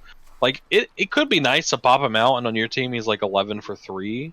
So, like, I could see just having an option there. we wanted to have as few decisions as possible. Yeah. That is also fair. That is a very real. She already forgot the destroyer enough, with that being basically the only thing. So even if she had it, it would have never actually. Yeah, it would have never come out. Right. Okay. There was just no point occupying processing power in her brain when she was playing. Yep, that makes sense. Jack Neil Lee, how many days a week did you play test your team? So I play tested a whole lot. I actually had Mike, Devin, and Jay all come over to my house and like more than one time, and we practiced a few times that way. I was also playing Roll20 games with Sam and with Jay and with Mike and with Tom and with David C. And then it wasn't just playtesting though. I was also having a whole bunch of brainstorming type chats with you, Dan. We chatted a whole lot. I chatted for hours with Adam Friedman, a whole bunch with Jay, of course, and so it was. When I'm in practice mode, I zone in, and it's like it's in my head every day. I'm either having conversations about it, I'm practicing. I was practicing at least 4 or 5 times a week, I would say. Right. I put in as much time towards this as you wanted me to. So yep. We played a lot of games. It's one of those things like a lot of folks don't realize how much time and effort generally go into a major title, because I think I added it up in like 2018, and I think I had somewhere around 400 hours playing and playtesting with Starro before going into the event. And that was from like June to October. Yeah, definitely. Yeah. Emily needed all the practice because like everything. I need to face stuff. I need to see it. So the more practice I get, the better I'll be, and the more that I can know my team inside out, to not have to focus on what I'm about to do, and it becomes more autopilot. Then I can be looking more at what you're doing. So your biggest strength as a player is that you play the same thing and you become perfect at it. So. Right. You put in the hours here, and then you won. So yeah, let's see. Oh, go ahead, Tyler. I was just gonna say, like, it feels good that we're having titled championships, like official WizKids ones again, because and like practicing. Me and the team have been practicing a lot, and it feels nice. It feels like we're driving for something. Yes. I did want to ask, do you prefer practicing in person or online better? Honestly, it's 50-50 for me. I like in person, that I can see everything on the dial, especially with a team like Thanos, where I'm mind control pieces that I might not quite know what they do, and having easy access to the dials is great. But just the ease of online, of not having to find your pieces and playing against whatever you want to play, and it can be in my PJs in my bed, and it doesn't matter. And I can be playing with people all over the world, and I'm not just stuck to my locals. I mean, my locals are fantastic. I play with Tom, Devin, and Jay, and Mike, and it's just a fantastic high level of local players. But being able to expand that into different play styles and different metas of different areas only makes me grow as a player by facing different people. Yeah, makes sense. And I tend to agree with that. I mean, online is super easy. I don't have to get everything out, but I do need that on the map practice eventually. Yes. Let's see here. So, does Emily's win mean that the summer of Scott is over? I love that question. I like that. Like he wasn't even there. Like, right? Yeah. So, like, technically, it wasn't even the summer of Scott, because it was the spring of Scott. Really, right? That's true. That is true. I was really sad that we didn't have him. He's a regular, and Isaac couldn't make it either. They're regulars, Canadian nationals. And Nate usually comes. Yeah. Joe G was there last year. Yeah. Our players last time. Right. So let's see. So, Ben G wants to know how Integral was Realm of Death, and it sounds like you only played on it one time. Yeah. It would not have mattered if it was banned for the event. So, we'll get into the map stuff here in a minute, a little bit more. So, Matthew Ryan, would you have preferred the watch list had been effective immediately? Perhaps it would have been better preparation for US Nats and Worlds. So there was 1 week of my playtesting where it was after the watch list was announced, but before the resolution happened, and I had no idea what the outcome was going to be, that I was practicing with the 2 potential erratas that we thought might happen the way, Dan, you were practicing in Bradcast. I was practicing that way for a solid week, and I was still doing okay, and I think I would have still played this team. It wasn't so much that you were playing double errata as much as that you were already not equipping Thanos. I was already not equipping. But I did do some playtest teams where it was only mind control, and I was still doing okay. I will say that there were times where if it was pre-errata, would have been better for a few of my Molecule Man rolls. Yeah, that's true. 'Cause one of your pieces got a buff, for sure. Yeah. Right. Oh, man. Post-errata Molecule Man goes much faster. He's very spicy. He goes way faster. I don't know if that's true. I will answer the question about how my playtesting has gone so far. Post-errata Thanos is a struggle. Yeah, listening to a couple of your games, the errata seems like it could have made a pretty big difference because I shot Valeria for 4 damage, behind stuff where I'm assuming she was clear because he put us on Hank Pin's lab and there was no blocking in front of her. Okay, was there care? I'm assuming that if you could not shoot, I'm assuming. Was in front. Well, right, but I'm assuming that if you could not shoot through characters, she would not be in front, right? I'm wrong, but that's my assumption. Yeah. And same with like Venom Magneto. It's much easier to block those lines, obviously, if Thanos can't see through everything with the shot. Yeah. The EMA definitely becomes a much bigger problem. Yeah, Thanos is definitely not bad after the errata, but he's only more fair. Like that's not a problem. And we don't like fair, so. I'm a Mr. Terrific fan, so I take personal umbrage to that. But yeah, we believe in fair play. Right. Yeah. I mean, I agree. So Thanos was not Mr. Terrific. So my testing so far is. The witches are where it's at. Yeah, I mean they're pretty good from what I hear. I mean, I still think that the team that Devin played is one of the best in the format, which is why he was running it. I've been arguing about this. I've argued about this with Adam. Monica Rambo is not a good figure. I'm sorry. You are so wrong. You are more wrong than when Dan was wrong about Mudman. She is the most ignorable figure in the world. I was wrong about Mudman? What? Remember when you thought Mudman was bad when me and Lucas were on the show? No, I don't. I eroded that episode already. Lies and slander. Yeah, lies and slander. It's totally true. Lucas will back me up on that. I just had to throw it in there because I'll never forgive you for that. But, no. I ratted that episode already. Mudman. You're gonna change your mind when your destroyer gets to never do anything on an outdoor map. It's so ignorable and it's so outwittable and it's just like. And when we were talking about I only have I only have a 25-point character with a stop click, 2 rollouts, has a power that needs to be outwitted, and provides shield to my wild cards. It's not a power that needs to be outwitted, because it's a power action that you have to use, like instead of just attacking. And in the context of this argument, Adam was arguing that she's better than Commissioner.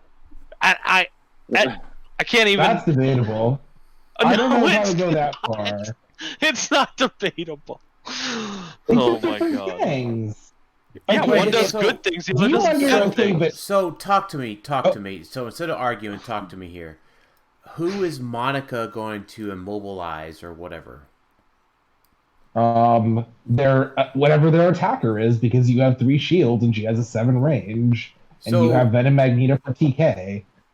Okay, I get that. So, like, if I only present to you Scarlet Witch, she just goes up there and rune markers the silly thing, and you just KO it. If somebody allows you to Monica Rambo their Sicarian Iron Man, they deserve it. And even if they do, she outwits him, or he outwits them. I mean, you guys are lucky that we even let you guys know how good the piece is. Like you're We lucky didn't that- let us know. How was Monica in your game, Emily? If I see Monica, I'm not if I even see grunting, Monica, you're just- if I see Monica Rambo I have across the been- board, we do set reviews, so I do realize what she does. Mm-hmm. So if I'm like, better not let somebody get within range and line of fire of old Monica, because I don't want to have to waste an outwit on her attack special.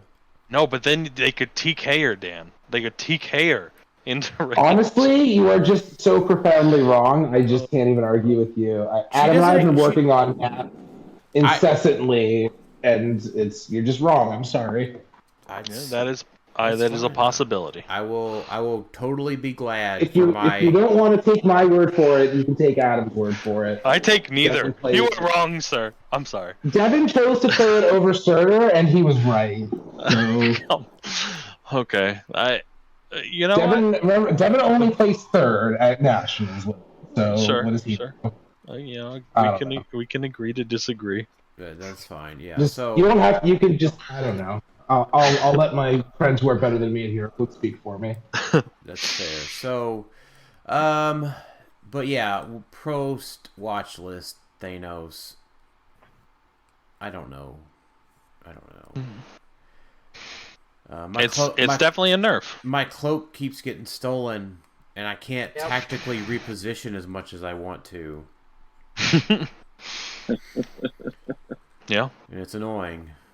So, congratulations, Emily. It sounds like it was a well-earned and hard-fought national championship. So, but it would not be. Oh, sorry. Go ahead. I was just saying I had a whole lot of fun. Like, it was a great experience. But it would not be a Tuesday afternoon if we did not get a random and unannounced and unexplained change that shifts Modern. The Modern Age legal map list was updated again this afternoon. And Realm of Death was banned. And Hank Pym's Lab was banned. And rock maps are back. Kind of. But not all of them. So, I'm going to say this, right? I don't know anything that happened behind the scenes that would have made a difference. Because I didn't know this list was coming or any of this other stuff. Because I want to say this. I sympathize with people that have gone out and bought Datamine, bought Glen Grove Cemetery, and expected those maps to have a full 2 years in Modern, and they were advertised as Rock Legal, advertised as WizKids Legal, and now the rug was pulled out from underneath of them without a communication. And I think what upsets me the most is that the map list was updated and there was no article from either Rock or WizKids about the change to the map list. No article. There's nothing. So from here forward, right, we can only say conjecture as to the why. Right? I don't know anything of the why behind the scenes. I don't know. All right? But there's very few people that know. But so it's only conjecture. But there was no article. Why in the fuck is there no article when something this big happens? It's funny you specifically said Glengrove and Datamine because Emily and I each bought that. What I bought Glengrove, she bought Datamine for ourselves like last week. That is sad. Yeah, I'm not happy. Like personally, I feel like I wasted $30. You can play them in silver. No accountability. Is that a thing? Where do they confirm that I can? I'm just kidding. I mean, that would be an acceptable answer if that was actually confirmed. Like that would be better than the nothing. That's true. I am assuming that. It's also doubly not okay because they went out of their way to say that these maps are rotating, and then all of them did. So I don't know. So right. The 2019 rock map rotation. We did get an announcement of the 2019 rock maps, and they rotated. As of July 1st, all rock maps are off the legal list, and now 12 days in, there are new ones that are in, and there are old ones that should have still been in that are now out, and it's definitely a meta shift, right? Datamine and Glengrove Cemetery were definitely meta maps. I get that. But I sympathize with the folks that bought them. Now, am I personally upset? No. Because I understand that's my conjecture is that, the game needs to be balanced and that sort of thing, and they, bring things in and out of Modern occasionally. What I am upset about is the lack of communication. I just want some accountability because am I getting a refund? No. Mm-hmm. So, Nope. Right. And it's not the first time it's happened. It obviously sucks. They definitely should have made a statement, and it's just bad. It's bad, especially because when the merger, whatever the partnership, whatever they called it, happened, a big selling point was, hey, these are rock maps. We're in partnership with WizKids, so they're going to be legal until retirement. That seems to not be the case now, and it retroactively kind of, it's that they sold. It's not a good look. It's not a good look for Rock or WizKids, and and it's conjecture as to who's responsible, and that sort of thing, but. It doesn't matter who was responsible. There was just no communication from anybody today. 3 weeks away from US Nats, 2 weeks away from the other national championships. Can I cuss real quick? Yeah, sure. Yeah, might as well. Fuck yeah. Can we get a statement that says we are done fucking around with the list? Like that's just all I want. Because how many changes has the list gone through in the past week? They changed it twice today. Yeah, they did. They originally because of Scott's map, you mean? No, yes. They changed it three times today. Okay, Scott's map was the first was the original change. The second was actually Realm of Death was not on there for the first 5 minutes, or it was on there for the first 5 minutes as legal, and then they removed it. Is that right? Yeah, it was legal, and then they redded out Hank Pym and Realm of Death. Yeah, so then they changed it for Scott's map. So 3 times. But yeah, what I want to say, it seems like it's a WizKids change and not or WizKids decision, not a Rock decision, because WizKids banned some of their own maps for it's what seems like balancing reasons. So it seems like WizKids just wanted to balance the maps, and in general, you should want to balance the maps. They've done this before with curated lists for big events, but it wasn't like a blanket ban, and that always kind of seemed weird to me because I don't want to curate it. I would say whenever we did get a curated list, we got an article about it. Yeah, true. Yeah. The communication is obviously horrible. I agree with that, and I agree with it's bad. But I'm just saying, the curated list always seemed weird to me. Just on the fact that you're playing with these maps all year and you're building with them, and now you're telling me that they can't they can't use them, or they can't be used in the biggest events of the. So I think just maps as in general need an overhaul, like the way that they deal with them, because maps should be able to be updated and banned and errated and things like that. That should happen in a game if a map is too oppressive or something like that. But they've never really handled that. They've never really banned a map outside of a few. That's not true. They've done a few. It's been a while, but No. There's always been periods where there's been at least one banned map generally. Yeah, well, right, but they generally do, like Titan's Tower or that Deadpool map. If I remember right, those were done like on release. So they just you knew on release or real right near like Dark release. Dimension was never legal. Right. Yeah. Sure. So stuff like that, that's totally fine because you're not buying it with the intent to play it at a nationals event.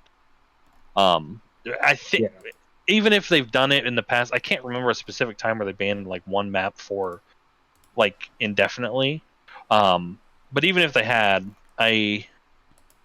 besides the Rock airplane map and then the Deadpool airplane map. So no, they errated those. No, though they errated those. So the hanging the hanging island and the airplane map were errated to not be infinite or whatever they were. I forgot that there was errata on the airplane map. Okay. Airplane was errated to not go infinite. Hanging Island was a block with the. You couldn't put special terrain in the four squares. That was the reason Titan's Tower was immediately banned too, was because of the special terrain. So, but yeah, so Tylor is right. There is never, other than curated map list for nationals, the banning of Hank Pym's Lab and Realm of Death is new. It is a new technicality of the map and the banning with no communication. So to me, I think the communication is the biggest issue and the main issue. I think that they need to first, they should have said something, obviously, and then moving forward, they should say, hey, maps are a big part of the game, right? Sometimes there might be some sort of change that happens or something unexpected happens. So these maps can be banned in the future. Just be aware of that, or something, similar to that. I mean, that just kind of goes along with the general problem with that erratas and stuff are not the best communicated in general. Yeah, so. That's true. That is very true. Yeah, I mean, a bunch of stealth errata went up over the weekend, or I mean, I don't know how stealth errata it was, but I only found it because I was looking for it. So, right, and so I was happy to be looking because right, Emily sent me the collector, whatever. So I was like, what else is new? So, yeah. I get that, right? I get the erratas and stuff. They don't need an article every time they do an errata or a clarification on something. Necessarily, but this map thing should have been communicated. Now, I will say it again because this is a continuing theme that we're upset about their communication. The world's communication is still behind, and I'm going to paraphrase. I know that this gentleman listens to the show, and he'll be very excited tomorrow when I get it uploaded. But I want to scroll back and. I'm not going to say his name because I don't want to do that, but okay. I want to find his quote. Give me a second. And let's see. He says, question, do you think there will be a 300 modern qualifier at Worlds, or if I go, should I just expect a Battle Royal our weekend? I said, I have no idea currently. There should be, but nothing is concrete yet. And he said, you are right. It is too damn late. And I said, for a lot of people, it is, right? Mm-hmm. I mean, they don't know what they're going to do, right? They don't know what they're going to... I mean... If they're going to play, if they're going to...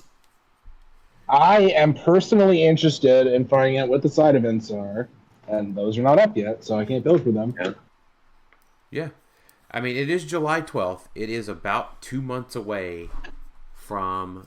National or from Worlds, and there is just no reason that I can think of as somebody that works in corporate America for these things to not be communicated. Yeah, I mean, I also might be sounding a little bit more negative than I mean to be. I do not mean to sound negative. I just want things to work out well. I do. I'm with everything you. Nice. I get it. You know, we say these things. We say these very pointed things about WizKids, and we get unboxings. So, I personally do stuff with WizKids. I'm looking forward to exactly. being there as a volunteer. I just want to know what to prepare for personally. That's right, exactly, right. And you know, if there's some fun side event, right, you may not. You know, you might want to have to acquire some HeroClix to do that, right? You might have to borrow from somebody, right? So, HeroClix Mooching House is still a thing if anybody ends up needing that for convention season. It is, but those things take time. No, for sure. I just wanted to plug it. Yeah. So, anyways, Jason, how do you feel about Glengrove Cemetery being no longer modern? I'm kind of salty about it. That was my favorite map. Like, I guess losing it is tempered a little bit by Realm of Death. Like, yeah, no one's really complaining about that one. Yeah, because fuck Realm of Death. That is fair. But yeah, I paid good money to use Glengrove Cemetery, and they're like, I played on it a ton. So I love that map, and now it's just poof, it's gone. It's not the first time that I've bought a rock map, and then all of a sudden you couldn't use it anymore. I mean, I don't know. I don't know if I'm buying anymore. What? I mean, well, that's the problem, right? Like we just today got supposed that there are some new rock maps that were not legal before from 2021, right? Right. None of those maps were ever legal, and now they are. Like, are they going to be? Yeah. I don't know. Yeah. Why should I go buy that if 2 weeks from now they decide they don't want to use it anymore? Then I just wasted money. Like, I literally bought Glengrove 2 weeks ago. So that's ridiculous. Yeah. I mean, again, the main thing is the communication. Just tell us. That's it. You know, there's really no excuse. You know, obviously, and again, I think that I think that they should try to curate maps in the future, and they could ban maps in the future. Obviously, I don't think anybody's upset that Realm of Death is banned as an example. But just because it hasn't happened before, and they just sort of sprung it on us and banned 10 maps or something, you know, that's not okay. Right. Especially this close to a nationals. From 2020, I just found a picture of what was legal before.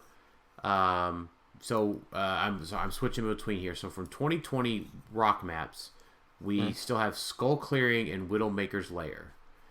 As of last month, we had 1, 2, 3, 4, 5, 6, 7, 8, 9, 10, 11, 12, 13, 14, 15, 16, 17 maps from 2020 that were WizKids legal, and now we're just down. Gone. They poofed 15 maps early today.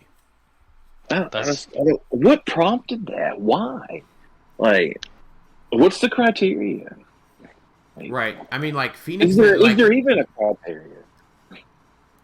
Is there even what? Is there even a criteria for what they're doing? They just decided they don't like Widowmaker came out well before Glengrove, so by several months. So. Right. It was April. Glengrove was October. Yeah, Data Mine was December or November. That's right. Glengrove's just an open map with hindering terrain on it, so I mean, I don't know. Right. I mean, I'm just saying, in general, we're focusing on Glengrove because we really like that map. I don't particularly like it now. Oh, for sure. No, I was looking forward to playing it too. Right. Yeah. But you lost PitFat back. You lost all of these options, right? The optionality from all of these 2020 maps are now gone. Like I said, you lost. Glengrove rotating is a major consideration for the format. Absolutely. And, it is. It seems to me like this is clearly not just like retirements. It's specifically for balance because of they're not doing it by date. So I think that the reason for Glen Grove specifically is they just don't want a map that is basically terrainless, right? Especially with the hindering basically not being as impactful anymore with the new rules. And I think that's fair. Just as a blanket rule, you shouldn't have a map that's just a blank slate because the game's designed around terrain. So I could see the reason for it. Obviously, I play it, and I love that map. But I could see it for balancing reasons, getting rid of it. I agree with you 100%. I feel like it is a way to make a format healthier, but there just needs to be communication, the proper channel and communication. Yep. And it doesn't even it's literally a paragraph, right? All it has to say is the HeroClix Modern map list was updated today. Some maps were removed due to balancing reasons. Please see the updated list. I'm starting to feel like everybody at WK doesn't even work there during the day. They just have other jobs that they actually do for a living and just do this on the side. Yeah. So that's what it feels like. It does. It's a second thought, man. Yeah. It does. So let's see. So we ranted about maps long enough, I think. It is not, the lack of communication is terrible. And Rob Doan asked that question in the questions about the map. So appreciate your question, Rob. Let's see. So we're almost up on 2 hours. Jay Watts will probably answer some of your questions next time. Unless like Emily or somebody you had your top 10 list ready to go. No. I didn't think people needed to hear more from me, so I didn't bother. I'll tell you what, Monica Rambeau's not on that list. Monica Rambeau is not on that list, I agree. Commissioner is. That's a Monica Rambeau would not be on my list, but she might be like 11. Oh my god. Alright. Honestly, Tyler, I'm not even hunting. I love you, but you're so wrong. It's amazing. I wish I could personally. I wish I was still allowed to play National, so I could personally be with her. I mean, Tylor, you loved Darkseid at one point. I mean, you could be wrong, right? Oh my god. Honestly, better players have been wrong about better figures. Like PJ was wrong about Unseen and Wendigo. Everybody was wrong about Faust. I don't know. It's okay. Excuse me. I don't think any less of you. Don't worry. Excuse me. I said that Faust was as good as Molecule Man when he was released. No. I meant original Faust. No. I meant D20. Oh, people didn't realize how good he was. We totally. So I just want to say I agree with Tyler. Monica is not that good. I put her in C tier. I'm sorry. She's only the best tie-up piece they've ever printed with Shield. No, she's not because she's so ignorable.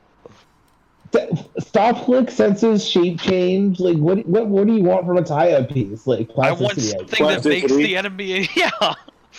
Oh no, she only has 7 range and can make attacks. Devin actually made a bunch of attacks with her this weekend. She's not the best tie-up. What's her face? Mystique is way better. I mean, Mystique isn't a fair HeroClix piece. That's not. Yeah. That's not fair. Anyway, also, you're not wrong. I'm not wrong. Monica Rambeau's bad. Okay, cool, got it. Quoted. Yeah. Quote me. He got me. I love Tyler it. got me. 2022. Clip it and ship it. Clip it and ship it. Well, all right. So, I think we got all the questions today. We appreciate everybody's questions. Wait, did you not want to do Emily's top 10 list? She actually has it. You do? Wait, does she? Yeah, I said we worked on it. Yeah. Oh yeah, I want to hear it. Then, you know what? Then we are not going to talk. What are your top 10 HeroClix? Top 10 best pieces in Modern. Okay. Do you want to tell them about the rules question you asked me? Oh, no, you can if you want. She asked me if equipment counted, and I said you can't ask me a rules question on something somebody asked me. Wait, does what counted? Equipment. I said it because Because whoever asked the question asked pieces. I was like, pieces is the HeroClix game term. That is true. Right. Yeah, so no particular order. Okay. I put Venom Eggs, Sicarian, Destroyer, Thanos, Scarlet Witch, Molecule Man, Maggot, Flash, Deep Cuts Torch, and Vision Prime because I'm still determined. Oh, okay. You forgot me. You forgot Collector. I'm not gonna lie. I like You it. Keep forgot going. Collector, but he deserves to be mentioned. So. Yeah, I'm still determined on Vision Prime. We'll see. You keep pushing it. Yeah. There's, I do think he's a great figure at 50 for sure, but his keywords are pretty bad. Obviously, the new test's going to help him a lot with the Sword X-Men crossover, but I do like the figure. But yeah, none of the other ones I could really. My list would probably be different, but I can't really argue with your list because there's a lot of good figures, and all of those are deserving, except maybe barring the last one. But all of the rest of them, again, my list might be a little bit different, but I can't argue it. It's a good list. Yeah, I mean, there's like a couple I would add, like Lockjaw, and there's definitely a couple. Commissioner, yeah. Yeah, Commissioner. Man, I can't believe I let you get away with forgetting Collector. Did you guys know that Commissioner ignores hindering terrain for He targeting? does not, because ignore isn't the HeroClix team term. Oh my god. I'm sorry, you set me up. Whatever. You know what? I just found that out this But week. yes, he does have stuff busting out wit. He is That's pretty crazy. sweet. I will give you that. You know what, Jay? He does not have stealth busting out with because busting is not a game term. That is true. That's also true. And I want to be clear. We allow Tylor to say those sorts of terms because here at Clixed Off we help people arrive at the correct terms. So I'm not arguing. I'm not having this discussion with you. I'm not touching this one. So Jay, What's the proper terminology? Yeah, so Jay, please enlighten Tylor as to what the proper terminology is as a full follow through on that. Oh, you want me to do my full job? Okay. I mean, he does have improved targeting, hindering terrain, which is pretty cool. It is pretty cool. It's very good. I was playing him for like a month and did not know that. I just want us to all speak in the same terms because it just helps us communicate better. And if we all are speaking the right words, then we won't have any miscommunication. Right. And Norris has not been a HeroClix game term since 2017, so it's honestly not even a meme at this point. So I get it, but let's help Tylor arrive at the right terms. Yeah, for sure. Even though I had to tell Tylor that Spider Pharaoh was a girl. Oh my god! Let it go. Jessica Drew is still a girl. Yeah, last I checked. You know what? They haven't changed that in comics yet. Right. Mike kept laughing at me because in playtesting I kept calling Wizard a she and Sprite a he, and I just couldn't get out of my head. To be fair, apparently Sprite in the comics was actually a boy, so. Oh really? Not actually that wrong. Right. Cool. So, all right. Well, thank you, Emily, for coming prepared to the episode. You are better than the host of the show. But I think other than that, we got all the questions tonight. We covered all of our topics. Let's go final thoughts. Jason, are you going to now burn your Glen Grove Cemetery? No, but I think I might burn Realm of Death live on video if somebody wants to see it. We do want to see that, absolutely. Tylor, final thoughts. Monica Rambeau is bad. She's a bad HeroClix figure. Okay, Jay, final thoughts.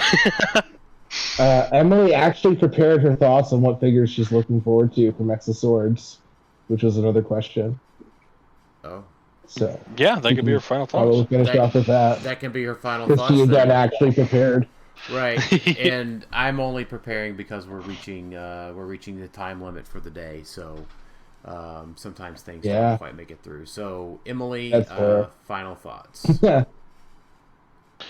Okay, because Jay's making me say it, I do love the New Hope, and I like Peepers because of the whole Alpha Strike thing with the +2 movement. But my real final thoughts is practice and practice, and have fun. Like, make fun the absolute top thing, and just enjoy your time because it's all a game. That's true. It is a game. Words to live by. Yeah. It's a game. I mean, it's a game. I think but that's it's how not they a say game. it. Yeah, that's true. It is a game, but it's not a game, but it is a game. BYFO. Oh man. BYFO. What a throwback. BYFO 4L for life. Thanks everybody for listening to Clixed Off today.